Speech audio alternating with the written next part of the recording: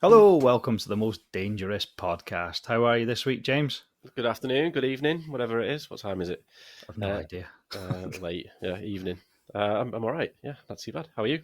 I'm good, yeah, good, thanks. I've had quite a DOS of a week, to be honest, because Monday was bank holiday, so we didn't Yeah, we didn't work. We went somewhere. Where the fuck we went?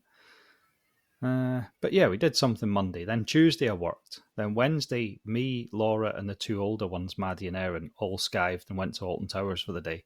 Excellent. Then Thursday I worked, and Friday today I've just been off. But my little boy, as I told you earlier, has not been very well, so it's not been a fun day. I've just had him whinging all Oh day. no, get well soon, Teddy. It makes so much difference when the sun's out, though, doesn't it? Like, finally, I think this is the first time since we've started the podcast where I've actually got the curtains open, the sun shining. It's natural light, as you can see. Yeah. I mean, I'll probably have to turn the light on in a minute, but yeah, it just makes all the difference. I think I feel in such a good mood when the sun's out. Yeah, something's changed, hasn't it? Just sort of today, it just feels different. It's got that kind of, when you go outside at night, that holiday smell. It's like Yeah. Over the course of the week, it's gradually got warmer and warmer and warmer, and hopefully tomorrow's a good day on Saturday, so we can just chill in the garden. About bloody time. Yeah, might have a barbecue, maybe if I can be arsed. But here's a wee thing, like I've been, getting to that age where I'm getting angry. Do you get annoyed when someone phones you on WhatsApp? No, it doesn't bother me. I use it quite a lot, actually. Yeah, but it bugs me that. Why? I don't know. It's like because most people have got free phone calls on their contract, and then someone phones you on WhatsApp, and it's like you're in a slightly bad internet area, and you get a fucking shit signal and stuff, and it's dead bitty and delayed and stuff. No, it doesn't bother me. What does bother me, which seems to be a sort of growing trend, which does piss me off, people sending voice messages on WhatsApp. Oh, that gets right up my hole. Like, it really does. Where's that come from? It's like you can't be asked typing, so you just like it's over the past sort of 12, 18 months, people have started sending me these voice messages. I'm like, either phone me or message me, not nothing in between. It's one or the other. Yeah, but it's like they can't be asked sending a message, but they don't want to speak to you. They just want a full conversation. Yeah, they just want to rant to you about something. Fuck off, yeah. Laura gets them a lot. I think people have tried to send me them, and I just don't listen to them, so they don't bother. Yeah. It's that. Yeah, I'm not having that. I think that needs to stop. I'm quite old-fashioned anyway. I even hate text messages. When you get a 20 chain text message conversation that a 2-minute phone call would have sorted. Anyway. The voicemail message thing needs to be knocked on the head, definitely. Yeah. It's kind of rude. Sorry. So do you know what I found out this week? Go on. So emails, right? Mm-hmm. So I was talking to my daughter, and my email address, because I've had it for years. I was probably like one of the first ever people to get an email address, because I've been around that long. And my email ends in like .co.uk. Right. Like hotmail.co.uk, right? Mm-hmm. And I was talking to my daughter, who's 13 going on 14. She was like, oh, that's really old. Like, you can tell that you're an old man. I was like, oh, right, okay. Well, yeah, because no one has .co.uk anymore. That's just really old-fashioned. But what I found out is that Hotmail addresses, quite a long time ago, actually, turned into Outlook. So any Hotmail address, you can have outlook.com. So it'd be the same address? It's the same address, yeah. Right. So any hotmail.co.uk is outlook.com. So there you go. Interesting. It is, but see, my sister was still using at googlemail.com. And I was like, do you realize they changed that to Gmail? But yeah. Like googlemail.com all the time. Yeah. So I was quite. So I said to my daughter, I haven't got a .co.uk anymore. Yeah, but I mean, how fucking dare they change your email address without asking you? They haven't really, though. It's the first bit that's the main bit, isn't it? I suppose so. Yeah. That's another wee boring intro for you there. We do like to sort of spice up the atmosphere at the start of these pods, don't we? Get you raring to go. It is, though. It's like when you first let a dog off its lead and it runs in circles for about 5 minutes, just fucking running in circles, and then it calms down, goes for its walk, and it's like we have this a week where things piss us off and we just get it out for 5 minutes, and then we'll do a podcast for you. Yeah, I wouldn't. That's a bit of a shit analogy because I wouldn't say we run around in circles. We're more like a cat where we just lay down and sleep. Yeah, true. Doing that weird thing with one leg in the air. Just licking their ass. Aye. So anyway, James, it's my week. I've got a really nice gory tale for you, but I think we can have a good laugh at it as well. Yeah, all right. Woo! Yeah, it's not like my Japanese war camp thing that was, yeah. Yeah, that's good then. A good laugh at it. All right. A good, yeah. We'll see. I would say a good laugh around it as opposed to at it. Okay. Excellent. Well, obviously, as it's your week, before we get into the main story, I suppose it's time for dangerous news.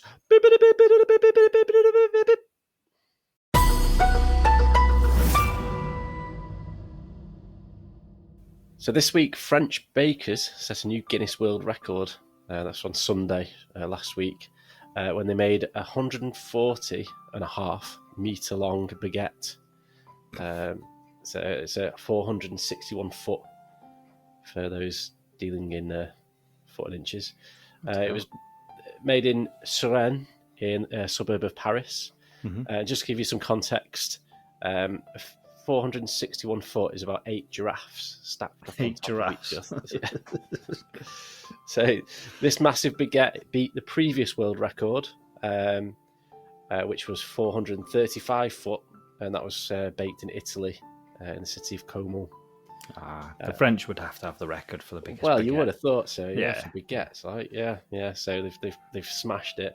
Mm-hmm. They've got the record now by a pretty good distance there. So it was 435 the original record, and they've smashed it by up to 161 foot. This new one. It took 12 bakers 14 hours to complete this massive baguette. So it was 8 hours baking time. Yeah. But then obviously you got the prep and stuff like that. So, yeah. Did they? I mean, how'd you bake that? Would you run it through like one of those Domino's pizza ovens? Where I guess so, one end goes in and it runs through it, and you just keep feeding it through. I guess, yeah, there was a video. I didn't watch it though. So, go and have a look. Part of the baguette, after it was baked, it was shared with the French public, and some of it was given to homeless people as well. So that was good of them. That's nice, yeah. And just a quick fun fact as well. Mm-hmm. It's thought that about 320 baguettes are sold every second in France. Wow. Yeah. I imagine it peters off sort of at night time. Probably, yeah. I don't think everyone's going mad about baguettes at 2 o'clock in the morning. But yeah, 320 a second. I used to love when I lived in France, just getting up in the morning, and I'd, for my breakfast every morning, and this is quite sad really, but I would walk out, you'd get your baguette, it was like €1 for a small one, like a foot long. Yeah, like a baton thing. Yeah, go and get that, back up to the house, fresh butter, fresh jam, that was my breakfast, and it was beautiful. Yeah, you should have gotten the croissants. My dad lived in France for a bit, and there was a bakery just around the corner from his house, and when I used to stay there, they used to do this kind of like, it's like a hazelnut croissant thing. Oh yeah. It had like this hazelnut paste in it. It was absolutely divine. Like, it couldn't have been good for you, but it was just so nice. Marks and Spencer's do an almond one that's got the same paste in it. It's like a sugary almond paste. It's beautiful. Yeah. When you're talking about cooking the biggest food, I watched Gordon. Was it Gordon Ramsay? I think I watched him watching a video, and it was these guys making the world's biggest beef Wellington. So they had to get loads of big chunks of beef and glue it together, and they used this thing called meat glue, right? Yeah. And it's an enzyme, and you spread it on the meat, and the enzyme makes the meat glue together. But they had to put on full hazmat suits. Oh, fucking hell, who's going to eat that then? Because apparently it's safe to eat once it's done its bit, but if you breathe this powder in, your lungs glue together on the inside, and you die. Whoa. Right, and I'm sitting going, right, is that necessary, really? It's not worth it, is it? Yeah, fucking about with this. Knock it off. Like, what's the point? Yeah. I mean, even like, what's the point in making a really big baguette? But I suppose it's like, for a Guinness World Record, it's just fun, isn't it? Yeah. I never get these like big meals. Like Heston Blumenthal did a thing for a while where he was making like big biscuits and stuff. Like he'd do like a digestive, but it was like 12 times the size, and it's like, fuck it, just have 12 digestives or something. I know. Never tastes as good. You got to put it in a stupid big oven and stuff. Yeah, it doesn't make any sense to me. Well, that was interesting. That's your second French one in a few weeks. Oh, was it? Oh, yeah, because we had the race, didn't we? Yeah. I was trying to steer away from animals this week because I was getting a bit sort of paranoid that we were kind of going down the animal route too often. So, but I expect this one's a bit animally, I guess. A little girl made a horrifying discovery in a bedroom wall, which truly is the stuff of nightmares, according to the Metro. This one, Mum Ashley Class had been trying to help her daughter sleep as the girl kept complaining of hearing monsters moving around in her walls. But as the noise persisted, the mum, Ashley, she investigated with a thermal imaging camera, which revealed a huge swarm of bees living within the cavities of a wall. What the hell? So she knocked a little hole in a wall, and swarms of bees just came flying out. I mean, that would be terrifying. Yeah. This whole it revealed a massive bee colony thought to be made up of around 50,000 bees. What the hell? As well as huge swathes of honeycomb. Mm-hmm. Pest control took 2 days to relocate the bees, and they had to remove more than 45 kilograms of honeycomb within the walls. According to this, it had to be triple bagged in order to remove. Yeah, just to move it because it was so heavy. Once all the bees were removed, Ashley's home was left dripping with honey. It's weird, isn't it? That's what it said in the article. So it's a truly bizarre sight. So they've got pictures of that somewhere. And to make matters worse for Ashley Class, her insurance company said they wouldn't pay out for the damage. Why? I don't know, it doesn't go into detail there, but I think that's a bit... It's just the insurance swizz, isn't it? Yeah. Insurance, like, as soon as they kind of sort of pick... They probably said, oh, well, you knocked a hole in the wall. So we're not paying out. I love, like, there's the saying, what is it, with insurance they get out of things, act of God. Yeah. Now, either you're religious, in which case everything's an act of God, or you're not religious, in which case nothing's an act of God. Yeah, so that, I mean, how does that work? It comes as like lightning strikes and stuff, doesn't it? Yeah, I think. If the wind blows your fence over and stuff, it's like an act of God. I mean, well, not many people are religious these days. No, but maybe that's the reason why. Yeah, for fuck's sake, all my shits keep. In fact, we were talking about insurance the other day, weren't we? Mm-hmm. About the meerkat adverts. Oh yeah. And how that fucking wombat thing that's in the adverts at the moment just pissed me off to the max. Yeah. Have you seen it? I've seen it. Yeah, it's a bit. It's like just this like buffoon who like comes over from Australia, stays with them. Yeah. And then just fucks up, like royally fucks up, messes everything up for him. Mm-hmm. And it's just like, fuck off. Yeah, like Mr. Bean arriving to stay with you. Yeah, but I mean, at least Mr. Bean would be funny. Yeah, true. You'd have a laugh with Mr. Bean. I mean, he's a bit sort of like, he's definitely on the spectrum, Mr. Bean, isn't he? But I can't be dealing with that. It just winds me up every time I see it. Mm-hmm. It's like, you've come over from Australia, you're staying at my house. In the past week, we've had 3 insurance claims because of you. Yeah. Go home. Do you remember the home base adverts that had the whistle at the start? I do, but like, I don't remember the whistle. Yeah. How did it go?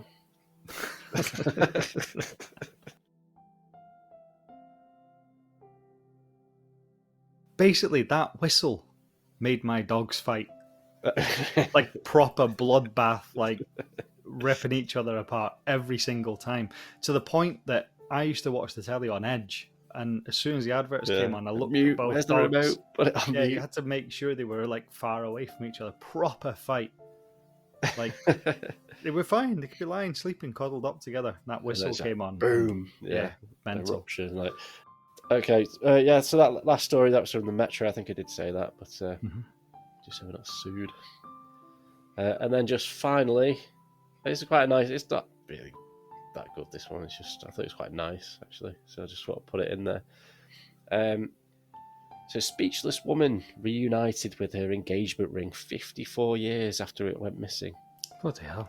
Yes, this is on Sky. Marilyn Birch from Neathport Talbot has been reunited with her engagement ring 54 years after it went missing, like I just said. Miss Birch, 76, lost the ring while she was feeding her hay to cattle on the family farm in 1970. After retracing her steps, she could not find the item of jewellery anywhere.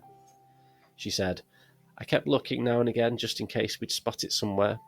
Eventually we gave up and decided we were not going to see that engagement ring ever again." Now, Keith Phillips, another chap who comes into the story, he's a detectorist. So I'm guessing that's somebody who's a...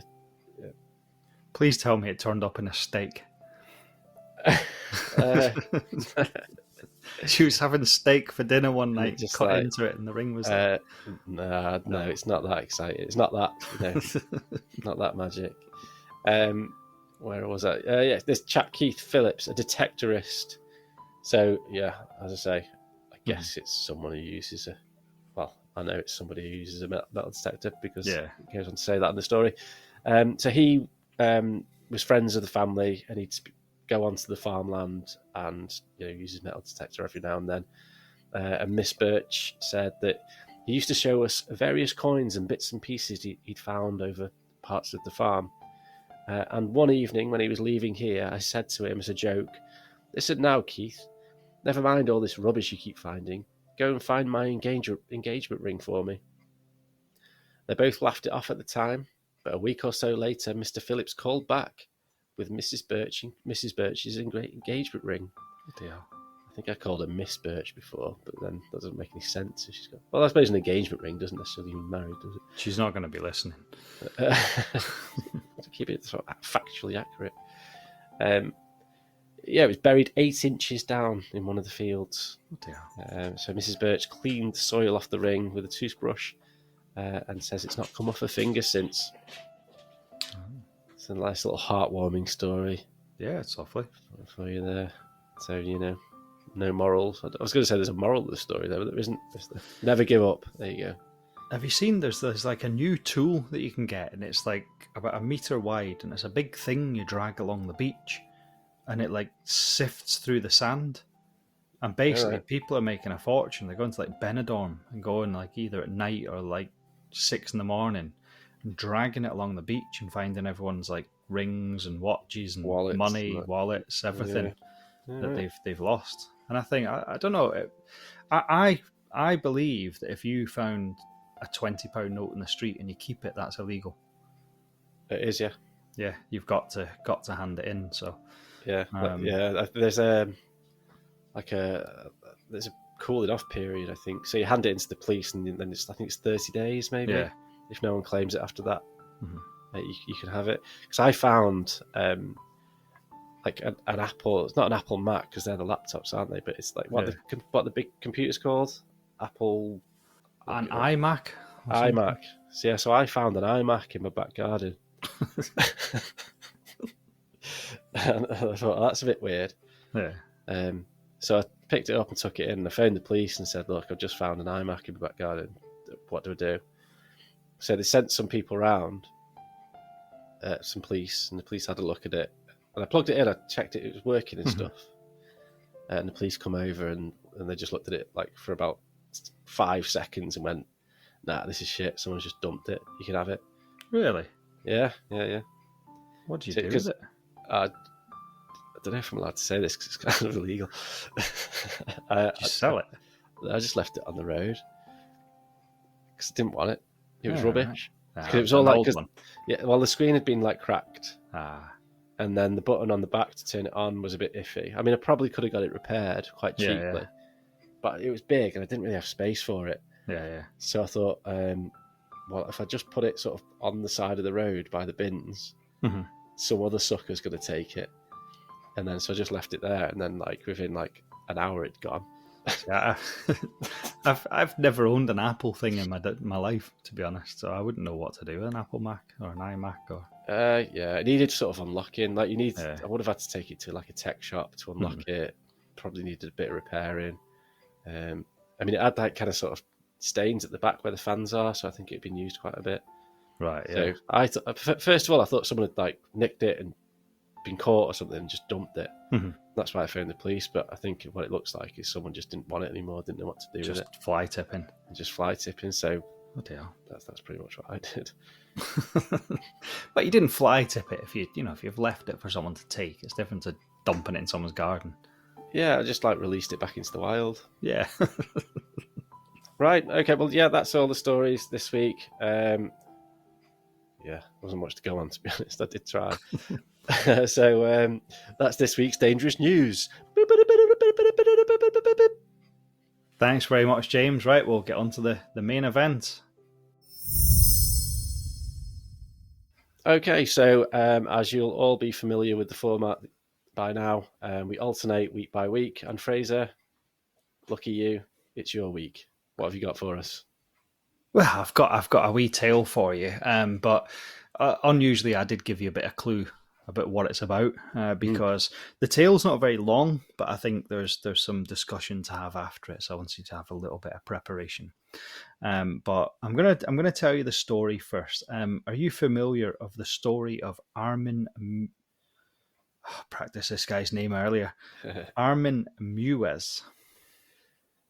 No, I'm not actually. No, you caught me out this week. Good. You'll love this. It's actually Meiwes. Meiwes. I'll leave that in so that the listeners can see how prepared I was tonight. I've been very well prepared. I just didn't think about how to pronounce this guy's name. So, right, we'll begin. So I'll tell you the story. Go for it. Armin Meiwes was born on December the 1st, 1961 in Essen, West Germany, into a broken family. His father's abandonment left an indelible mark on young Armin, leaving him to grapple with feelings of abandonment and isolation. Without paternal guidance, he turned inwards, finding solace in the imaginary companions he conjured to fill the void. So you say it was Germany? Yes. And is it quite recent? Oh, no, 1960 something you said. All right, sorry. No. It was in the early 2000s, the incident. Oh, was it really? Yeah. Okay, I think I might know the one, yeah. So I'll explain why I'm telling you a bit of his backstory later. So basically, these imaginary friends became his confidants, his companions in a world devoid of family warmth. Oh. But yeah, poor guy. It's a bit weird, though. Gets his own back in society.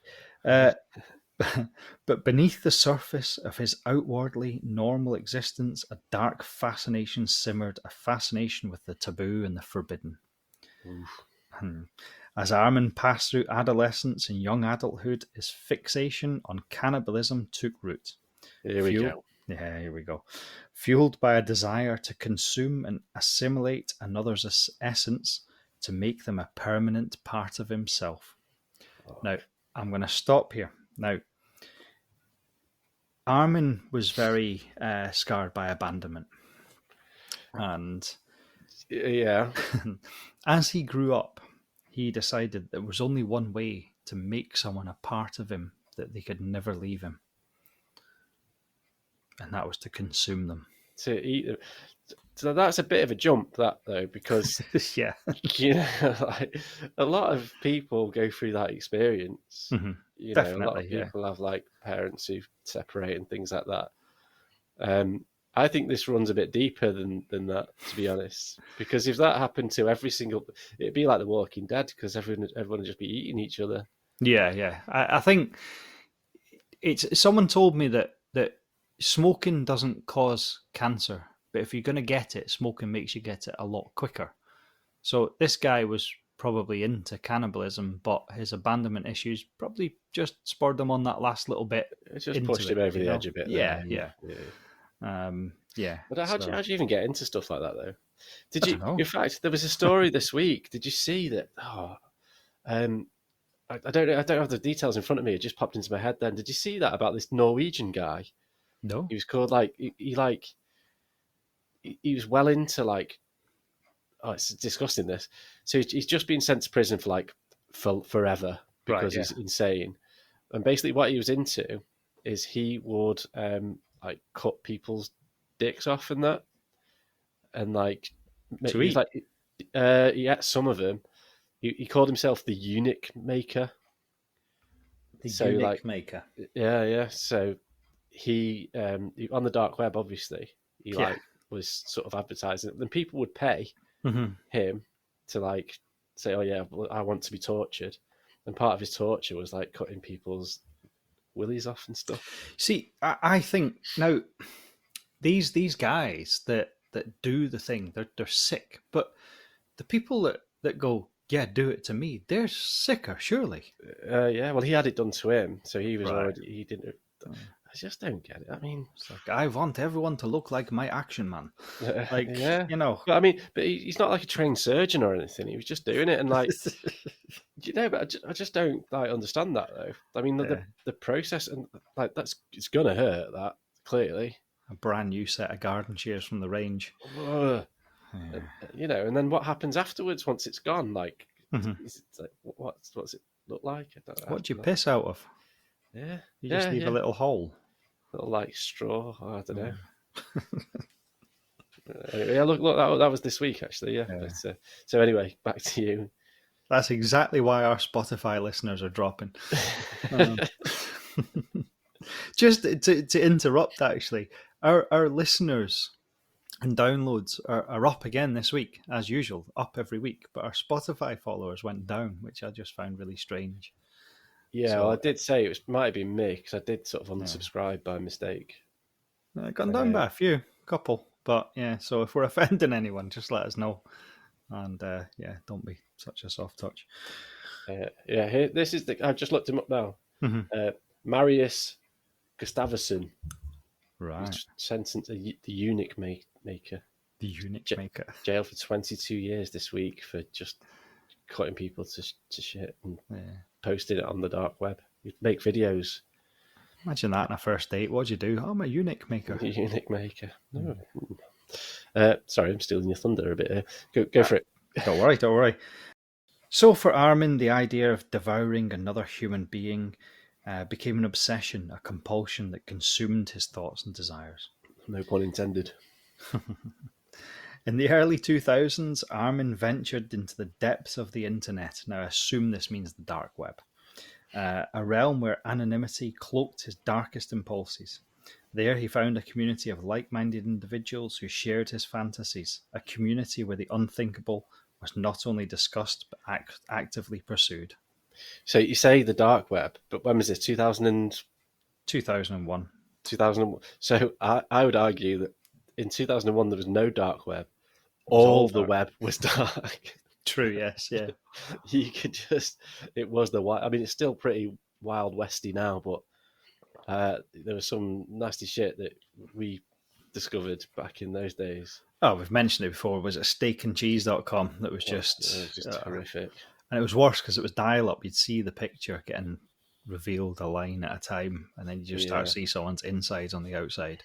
But to be fair, it wasn't videos, though, was it? It was just pictures and stuff. Pictures, yeah. Because we didn't have the speed to do videos at that point. No. Or like, if it was a video, it'd be like a really grainy one that you couldn't make any sense of. Yeah. So maybe it wasn't the dark web. Maybe it was just the web. Just the internet, yeah. So in March 2001, Armin Meiwes, a man with a sick fascination, posted an online advertisement seeking a willing volunteer to be slaughtered and consumed. Bernd Jürgen Brandes, a 43-year-old engineer from Berlin, answered the call. Now, I've read this guy had a wife and 2 kids. All right, that explains it then. I don't know for them. But think about that. I mean, that's someone's dad. That's someone's dad. Yeah, off out. When will you be back? Fuck, I don't know. That's some legacy, that, isn't it? I know. So the 2 men met on March the 9th, 2001 at Meiwes' home in the small town of Wustfeld. What followed was a gruesome series of events captured on videotape. Recorded it as well. I mean, that's the thing, isn't it, right? So he wanted to do this, and he's wanted to do it for a while, right? And I mean, that's fucked up enough as it is. Yeah. But I don't get that, like, criminals and psychos do this, don't they? Like, they record it. Yeah. So, like, he's obviously getting a buzz off it then. Because at some point, in his mind, he's thinking, well, I'm going to go back and watch this. Yeah. So it's not like he's, oh, yeah, I really want to eat someone. It's like, I'm buzzing off it, and I'm going to go watch it. It's probably like some sort of sexual thing as well, freaks. Possibly, yeah, possibly. Meiwes amputated something off Brandes. What do you think it was? Finger. No. What do you think is the first thing he cut off? Yeah, it's like, that episode of Bottom where the gas man comes over, and then they somehow I think they sort of beat him up or something, and they think he's dead. Oh, they decide to eat him, don't they? Yeah, and they think, oh yeah, well, let's eat him. Yeah. And then Richie's there with the fork, and the first thing he goes for is his knob. Where to start? Boink. So yeah, it was his penis. It was his penis, yeah. Of course it was. So basically, he amputated Brandes' penis, and with Brandes' agreement, right? And apparently he'd taken quite a lot of sleeping pills and brandy and stuff, so that he wasn't really feeling too much. And so they cut it off and decided to eat it together. So they sat down at the table. Together? Oh yeah, they were going to eat it together. I mean, he'd surely be in no fit state to have dinner. He wasn't really, to be honest, no. Because apparently he found it very difficult to consume his own flesh, and he found it a bit too tough and chewy, and he also felt a bit faint and woozy. Yeah, well, I was going to say, I wouldn't have thought like the texture of the thing was the main issue there. Yeah. But, I mean, isn't it like? I mean, I don't know much about stuff like that, but I thought it was just like a big blood vessel. Oh, it is. I think if you cut someone's knob and balls off, I think they'd die quite quickly. I don't think you'd last very long. And that actually goes back to the guy I was talking about as well. I don't understand the process. I mean, I don't want to, but I'm kind of intrigued a little bit. So this guy cut his knob off and then ate it, and the guy who was the victim, I suppose, if you can call him that, also partook in some of the eating as well. He did, but he struggled. So Meiwes decided that the best thing to do would be to try and cook it. So he fried it in a pan with some garlic and herbs. They tried to eat it without cooking it in the first of all. Yeah, just a bit of raw knob, like a little chip of that. Raw knob. Right, that's okay. And then they thought, we can't get through this. It's too tough. Like, what happens if we cook it? Yeah, so they basically, sautéed it with some, garlic and herbs and stuff. But he left it in the pan too long and burnt it so much. Oh no, ruined. I know, it couldn't be consumed. I mean, you only have one knob. I mean, imagine burning the one knob that you've got and wasting it. Yeah, like shit. So Meiwes fed it to his dog instead. Oh no! The other guy was like Dickless would be like, oh, what a waste of time. Following this horrifying act, Meiwes ran Brandes a bath and left him bleeding in and out of consciousness whilst he indulged in reading a Star Trek book. Wow. I mean, Trekkies are a bit weird.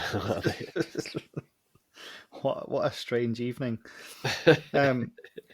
After a long period of hesitation and prayer, Meiwes ultimately killed Brandes by stabbing him in the throat before hanging his body on a meat hook. So he couldn't wait. I mean, he was bleeding out anyway. Well, Got bored, finished his comic.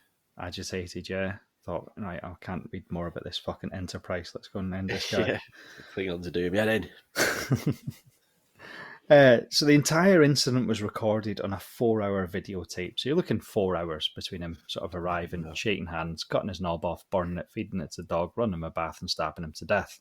So do you know, like, when he replied to the advert, this guy, I don't suppose was it kind of like, yeah, I'm going to die tonight? Or did he think like, well, you'll just eat a bit of me and then I can just go home to the wife and kids? No, I think from what I've read a few things on it, I'm sure he agreed.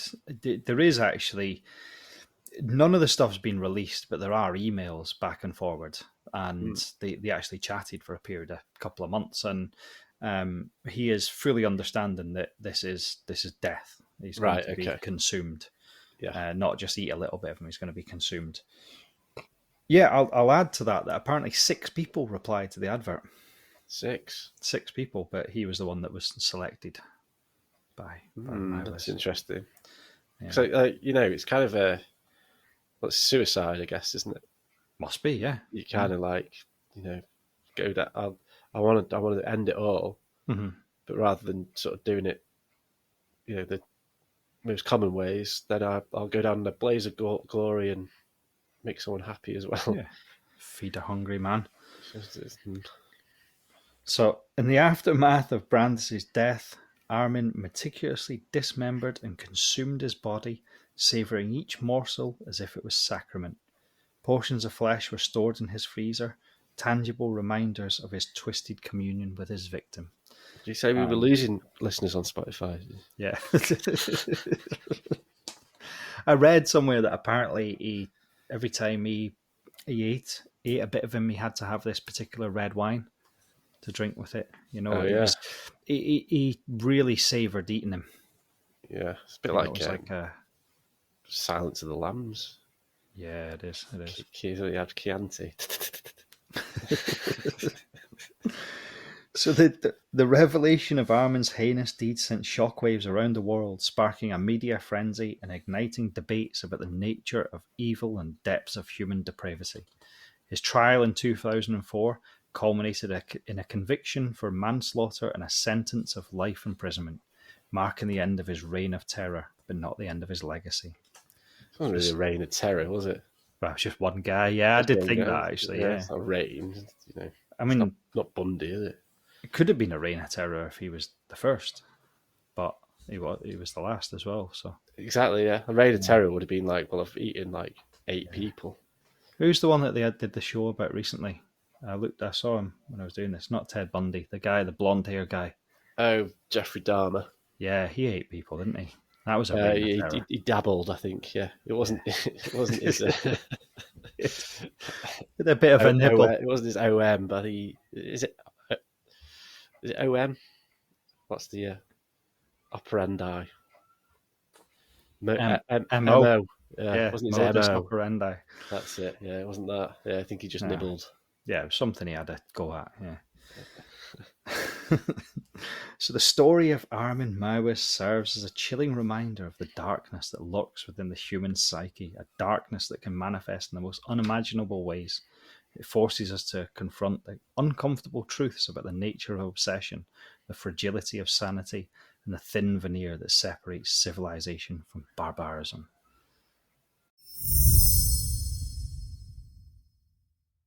So, James, what do you think of the story of Armin Meiwes? Well, it's horrific, isn't it? It's awful. It's disgusting. I don't know where it stemmed from. I'm not buying this abandonment issue, which is caused this. There's definitely some underlying sort of fucked up shit going on deeper in his brain than my dad left me. Yeah. But I suppose, you can't excuse that sort of behaviour. I suppose I think that the sort of route that we could perhaps go down here is it ever morally right to eat someone? This is the question that I was really thinking about, because if you look at this story, now, technically, morally he's done something wrong, but technically when you think about it, he's not abducted someone, drugged them, forced them. He's politely said, does anyone want to be eaten and killed and consumed? Yeah. And this guy said... Some guys has gone, yeah, okay. Right. So at no point has Armin actually been a danger to society, because he's put the offer out there and someone's gone, yeah, I'm up for that.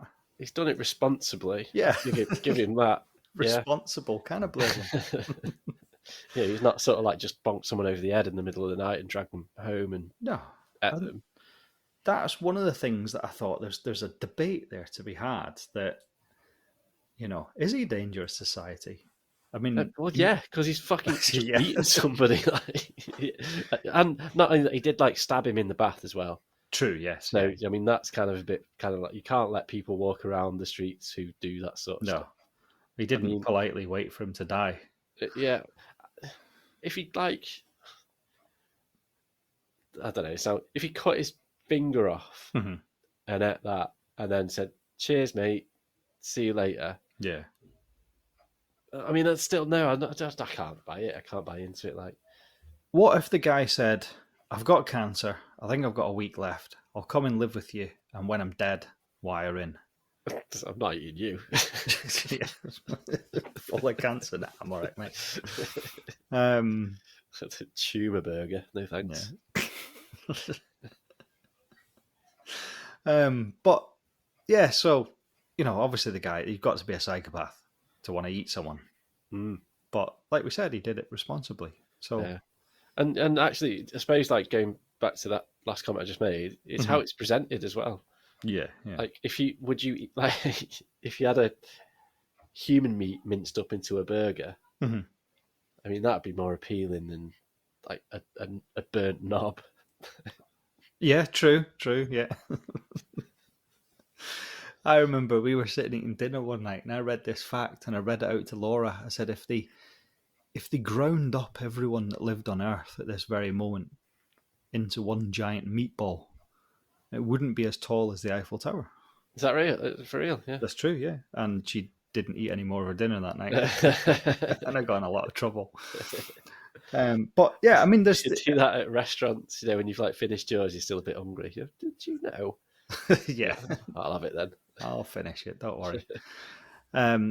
I was talking to my sister Elaine about this podcast tonight a couple of days ago, and she was saying that she couldn't eat a human, and I said, "But what about like the film Alive was based on a true story? You're starving, you're in the Andes, there's nothing to eat, and you've got a couple of frozen dead guys. Would you eat a slice of arse?" And I think I probably would. Yeah. You asked your sister if she'd eat a slice of arse. Yeah.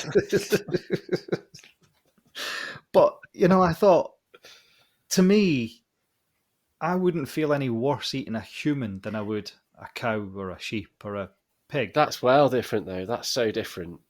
Like you've got kids, as we know. Yeah. I have as well. And then sometimes they come to you and go, "I'm starving. What's for dinner?" And my response to that is, if you're starving, you'd be crying. Yeah. So you don't know what it's like to be starving. It's like when people say they've got the flu. You phone in work and go, "Oh, I can't come in today. I've got the flu." Yeah. You haven't. Have you ever had the flu? Yeah. I had it like once, and it just wiped me out for about 10 days. Same with me. I always thought I'd had the flu until I got the flu. Yeah. Like literally could not get out of bed. Yeah. And it's the same with like the starving thing. I don't think you can really say, "Oh, I wouldn't, I would," or whatever, because to be starving, on the brink of death, and there is this thing that might give you a bit more time to try and sort it out and try and save. I think you're probably going to go, "Oh, I'm going to have to do this." Yeah, definitely. You'd eat a big knotty jobby spread on toast, wouldn't you? Yeah, I guess you would, because to be starving, that's the position that you're in. I mean, the story you told is slightly different because he just had this fucked up thing in his head going, "I want to try to eat somebody." So yeah, he's a psycho. He's behind bars. I think that's the right thing. I don't think there's any sort of moral question there. The morality about eating someone if you're starving is very different because, well, thankfully, neither of us have been starving. Do you know what I quite like about the guy? Nothing to like about this guy. I've watched videos of him. They've interviewed him in prison, and he tells the story exactly as it was. He's like, "Yeah, he turned up and I cut his knob off and we fried it, burnt it, fed it to the dog. So I stabbed him in the neck and I diced him up and I consumed him." And he just sits and he's like, he's not bullshitting anyone. Worse. That's not even worse. That's pure psychopath, though. It's like he's got there's no moral compass there at all. Yeah. He's like, "Yeah, just fucking at him like that," because that's normal. Yeah. It's very sad though, because he's obviously quite a clever guy at the same time. Because when you actually listen to him, he's, and you think, what a waste of a person. That which one? Like, which person? Well, they both were. The other lad was an engineer or something, wasn't he? Yeah, with a family and stuff. Yeah. Oh God, good. But whilst I was messing about with this, I came up with a couple of other little stories cannibalism related. Oh, yeah. Okay. I thought I'd tell you. So the first one is titled "The Cannibal Restaurant with Human Heads on the Menu," and this is a true story. In February 2014, 11 people are arrested after the discovery of 2 human heads wrapped in cellophane at a restaurant in Nigeria. Oh, no. Human flesh was apparently being offered on the menu for a high price and considered a luxury treat to visitors at the establishment. The restaurant hotel based in Anambra in southern Nigeria was swiftly shut down, and as well as the arrests, guns and mobile phones were confiscated for analysis by authorities. That's weird. It's like gangster shit, that, isn't it? Like, probably like some they're killing people, don't know how to get rid of the bodies. Let's open a restaurant and call it a delicacy. Definitely. Do you know what I've worked out? If you charge enough for something, people will buy it, right? If you started a t-shirt company tomorrow, right, and you got white t-shirts and you wrote, I don't know, James across the front in a weird font, right? If you put them for sale at £10, no one would buy them.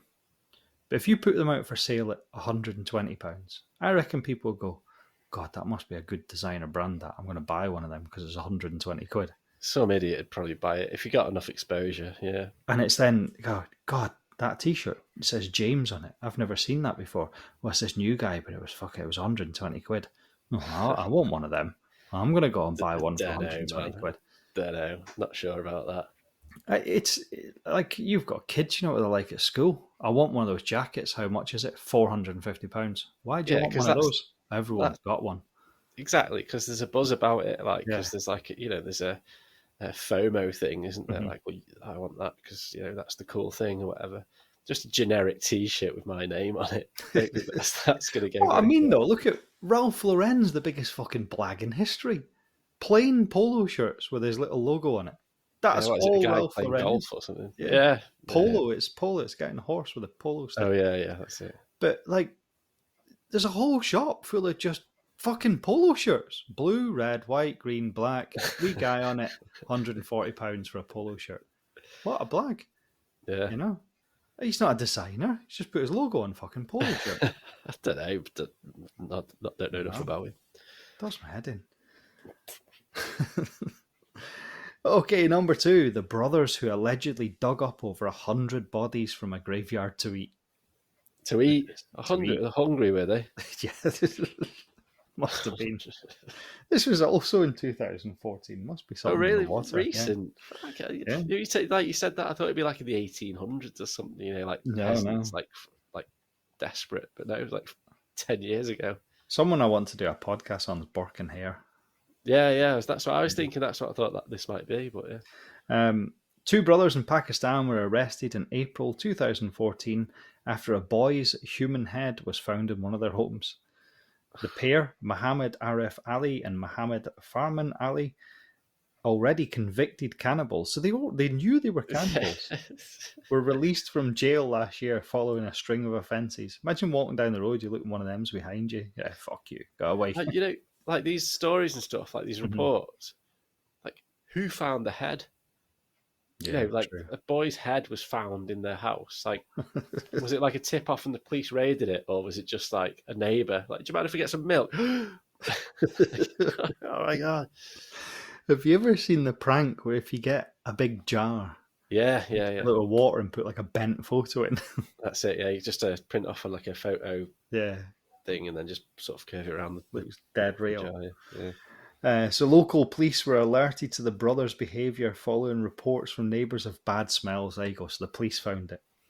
So because of the smell. Yeah. The police now claim the men removed and consumed more than 100 bodies from a nearby graveyard. Now, they can't all have been fresh. Yeah. 100. 100 of them. What's wrong with people? I know. Yeah. I mean, like, surely there's like cattle around and stuff. Like, yeah. I suppose it's like a dead body. Like, makes it easy. Don't have to chase it around. Yeah, but you got to dig it up and get it out of a coffin and then dust it off and stuff. And then, like, and even to eat that though, like, I struggle with like broccoli. like a bit kind of takes a few kind of like takes. I've seen photos of a body that's been dead for 3 days, and it looks grim. Now, like I said, 100 of them, and unless they waited at night and every time a fresh one was buried, they dug it up. But people, 100 bodies. Someone must have noticed something was going on. Yeah, and like, where'd you put him? Where'd you put the remains? Did you put them back in the grave and like sort of shave it like a kebab? Yeah, maybe. And then just put the bones back. Just like chew on the arms and stick the bones back. Maybe. Sat on your porch, arm like. So last but not least, number 3, the Japanese man who had his genitals cut off and then served them to diners. There's a lot of willies getting cut off. Willies? It's just a sex thing, isn't it? Must be. So Mao Sugiyama, 22, quite a young lad as well to be giving up his willy. Voluntarily. So much life left in him. Yeah. Voluntarily had surgery to remove his genitals in 2012. Oh, similar time. Yeah. Must have been a phase. Yeah. What was going on? The global crash that was around that, wasn't it? Everyone just like skint going, fucking mental. Yeah. The Japanese chef then took his frozen penis and scrotum home with him from the hospital and took to Twitter to offer to cook them up and serve them for £800. What do you mean? What do you mean? Like how? See, this is like an image I can't sort of like picture in my head. Yeah. Like, is it like Action Man, like nothing, and he's walking home with a Safeway carrier bag with his willy in it? Maybe. I mean, you can get a sex change, so maybe he's got a wee vagina down there now. I don't know. Yeah, well, maybe that was it then. Yeah, maybe like that's what happened. Yeah, I just can't picture. You know, when like this is like, it seems to be a common thread, like you say, throughout, like people getting the knobs cut off. Mm-hmm. And I'm just trying to picture in my head, like, what happens after that? Like, what's the... I don't know. Maybe I'm thinking about it too much. I mean, £800, you'd spend that in a night, wouldn't you? And then you'd be like... yeah, down the brothel. Yeah. Oh.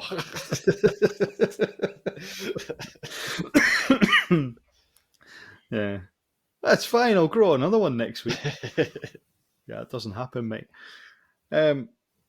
Yeah, so he ended up serving his genitals along with mushrooms and parsley to 6 diners at a specially organised dinner party, which had a further 70 guests who dined on either crocodile or beef instead.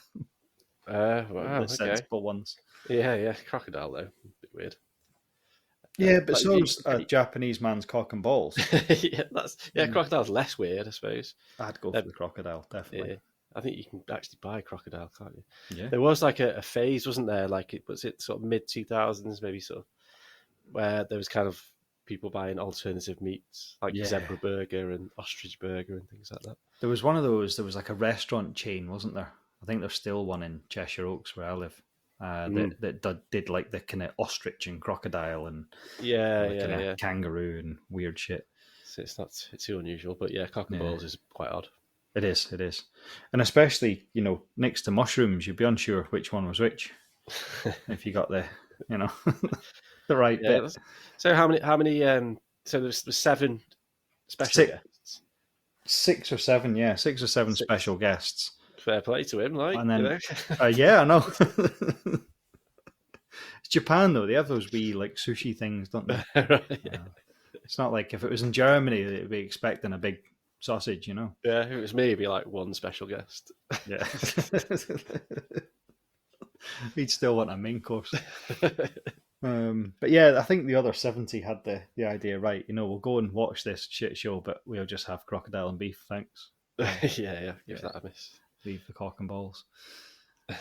So that's my story for tonight, James. I did say I'd lighten the mood a little bit. It's not really something to laugh about though, but we have had a laugh though, haven't we? Yeah, so that's the main thing. I think it's the act is not funny, but the absurdity of it is. Yeah, that's true. That's the thing. It's like so mental. It is funny. That's it. Yeah, it's so far out there. Yeah, like you just wouldn't even cross your, like I said before, unless you were completely starving, just wouldn't even cross your mind to go. I quite fancy eating another person. That sounds like a reasonable thing to do. And the story does not have an unwilling victim. That's the other thing I'll say in my defence. Well, I mean, again, and that's also insane because I wouldn't think I want someone to eat me. No. Either. So there's just crazies everywhere. Yeah. So that was the story of Armin Meiwes. Fantastic. Well, excellent. That was good. I enjoyed. I had fun. But I think that's it. Should we leave it there? Yeah, I think we'll leave it there. I think. Oh no, you've not done the social things. Oh, the socials. Yes. So those few people that, I mean, I suppose if you've left us on Spotify, you're not going to be listening to this, but yeah, I think we've got more to come. Please share. Go on Facebook. Share us on Facebook. Follow us. Auto download. Tell your friends. We're on TikTok. We're on YouTube. Our YouTube's actually growing quite well. Is it? We're on YouTube. Yeah, we're on YouTube. Yeah. I make videos because we don't actually record ourselves, which we need to start doing. So we've got a YouTube channel. We have, yeah. Have we? Yeah. Right. Guess what it's called? The Most Dangerous? The Most Dangerous Podcast. Oh, right. Let's check that out. What's the email address? It's jamesandfraserpod@gmail.com. So, brilliant. Yeah, once we start making money, we'll get something better. Yeah, maybe in a few years. Yeah, maybe. Right. Well, thank you very much. I'll leave you to do the outro, but thanks very much, Fraser, for your efforts. No problem. Thank you, James. Thanks for your news. I've enjoyed that tonight. So that was the Most Dangerous Podcast, and we'll see you next week. See you next week. Good night. Bye-bye. Good night. Bye-bye.